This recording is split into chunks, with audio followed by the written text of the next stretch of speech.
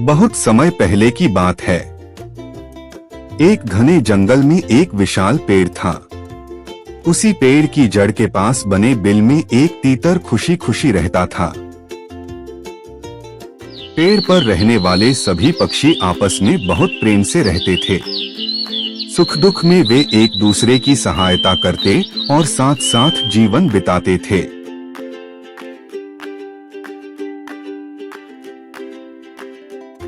हर सुबह सभी पक्षी भोजन की तलाश में उड़ जाते और शाम को वापस लौट आते। तीतर भी रोज यही करता था। एक दिन उड़ते उड़ते तीतर को कटे हुए धान के खेत दिखाई दिए। खेतों में बिखरे चावल के दाने देखकर वह बहुत प्रसन्न हो गया।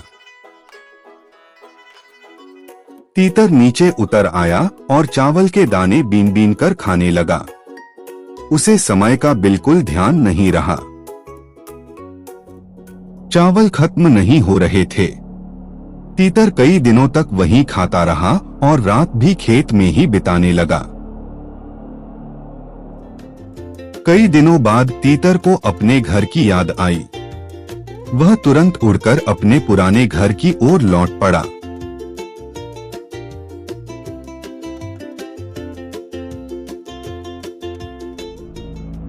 घर पहुंचकर तीतर चौंक गया। उसके बिल में एक खरगोश आराम से बैठा हुआ था।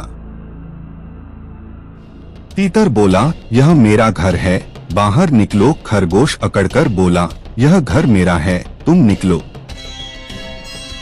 दोनों में जोर जोर से झगड़ा होने लगा।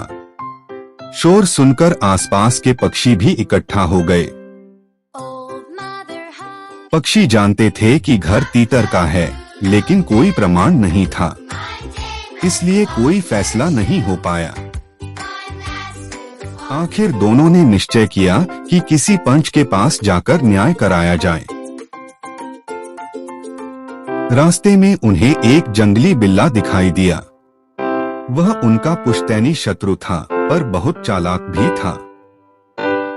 दोनों की बात सुनकर बिल्ले ने साधु का वेश बना लिया और माला जपने लगा। साधु बने बिल्ले को देखकर तीतर और खरगोश का डर खत्म हो गया। उन्होंने उसे पंच मान लिया।